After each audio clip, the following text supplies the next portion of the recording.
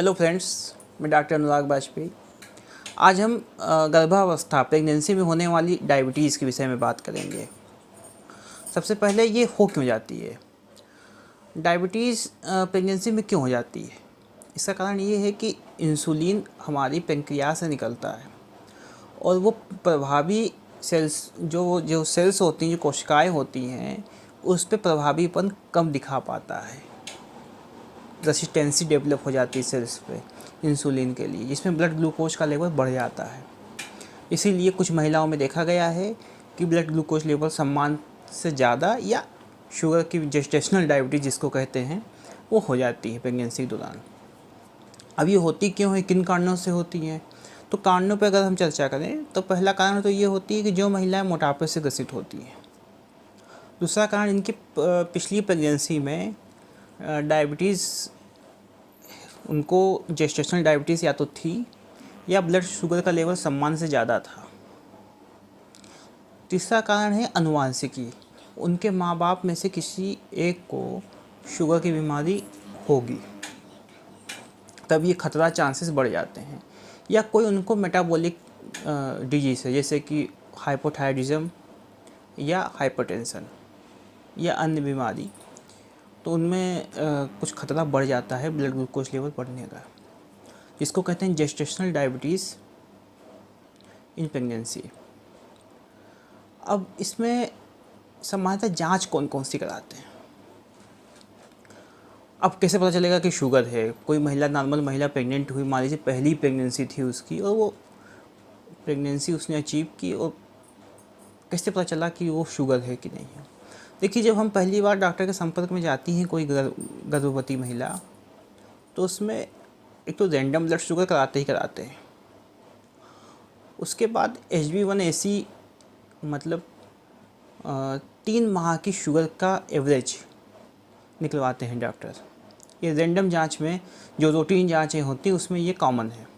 तो एक तो स्क्रीनिंग टेस्ट यहाँ पे हो गया। एक 6 मंथ में स्क्रीनिंग टेस्ट होता है जिसको कहते हैं ओरल ग्लूकोज चैलेंजिंग टेस्ट।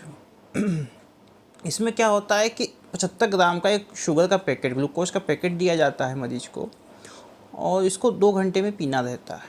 2 घंटे बाद वो जांच होती है। अगर जांच का लेवल 140 से ऊपर आता है तो शुगर का खतरा बढ़ जाता है।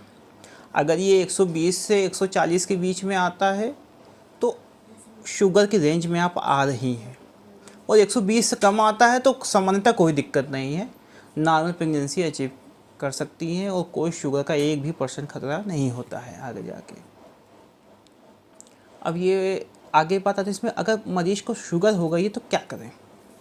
देखिए, इसमें सबसे स्ट्रिक्ट डाइट प्लान, दवाइयाँ कम से कम दी जाती हैं, और डाइट स्ट्रिक्ट प्लान इसमें मिठाई ज़्यादा ना खाएं, बहुत ज़्यादा कार्बोहाइड्रेट रिच डाइट ना लें, और सामान्यतः थोड़ा सा एक्सरसाइज करें, कुछ योगा करें, थोड़ा सा चलें।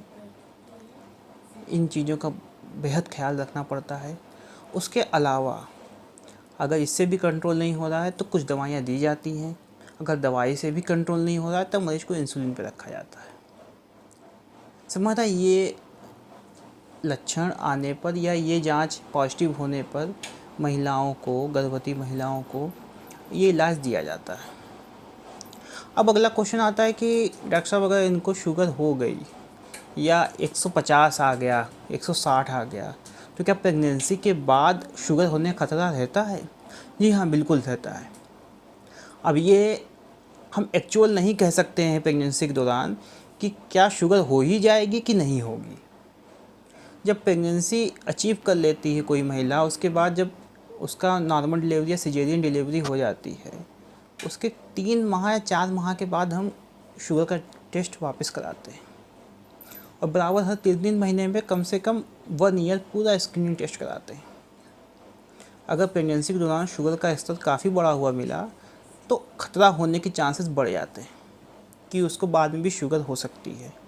अगर कम मिला, 150 160 के आसपास शुगर रही, तो उतना खतरा हम मानते नहीं हैं, मगर तब भी स्क्रीनिंग टेस्ट उसके कराते रहते हैं, फॉलोअप में मरीज को रखते हैं। अच्छा, अब अगला क्वेश्चन इसमें पूछते हैं, कुछ मेरे पास मैसेज भी आए हैं इसमें कुछ मेल भी आए हैं कि बच्चे पे क्या इफ़ेक्ट पड़ेगा। अगर माँ को शुगर ज़्यादा है तो उसमें गर्भस्थ शिशु को क्या इफ़ेक्ट पड़ेगा। देखिए, अब प्रेगनेंसी के दौरान अगर इसमें डायबिटीज़ हो गई है तो मेटाबॉलिज्म स्लो हो चुका है। अब ज़्यादा से ज़्यादा शुगर बच्चे तक पहुंच रही है। तो एक तो सबसे पहले तो 90% केसेस में सिजेरियन डिलीवरी होगी, नॉर्मल डिलीवरी तो हो नहीं पाएगी। उसके अलावा कुछ एनोमलीज़ के साथ बच्चा जन्म ले सकता है, कोई कुछ डिफेक्ट के साथ बच्चा जन्म ले सकता है। अगली चीज़ है कि बच्चे का वज़न बहुत ज़्यादा होगा, 4.5 किलो 4 किलो इस तरह से वज़न होगा।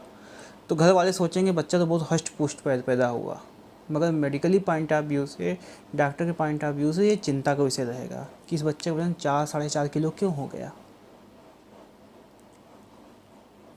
क्योंकि ज़्यादा शुगर प्लेसेंटा के ज़रिए उसमें गर्भनाल के ज़रिए उसमें पहुंच रही है बच्चों में। अब अगली बात आती है कि इससे बचाव क्या करें।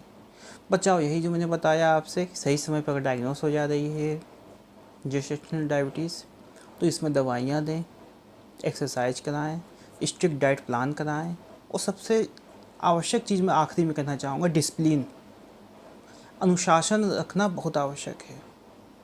अक्सर अपनी दवाइयाँ गर्भवती महिला स्किप कर जाती हैं, भूल जाती हैं। सारी दवाइयाँ प्रॉपर लें, टाइम टू टाइम लें, ठीक से खान पान करें। इस दौरान खाना पीना बहुत ज़रूरी है, और अच्छे से खाना पीना बहुत ज़रूरी है, और संतुलित खाना बहुत ज़रूरी है। तो इसका पूरा ख्याल रखें।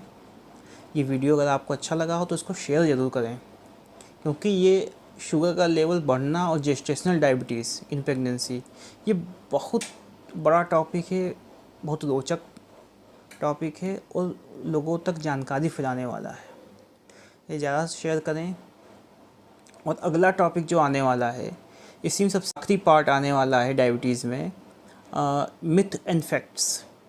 अब कई गलतियां मरीज करते हैं और उसको बताते हैं कि वो हम सही कर रहे हैं। तो मिथ एंड फैक्ट्स दोनों चीज़ें मैं अगले वीडियो में लेके आऊँगा, कुछ क्वेश्चन आंसर के साथ और कुछ डेटा के साथ। धन्यवाद, नमस्कार।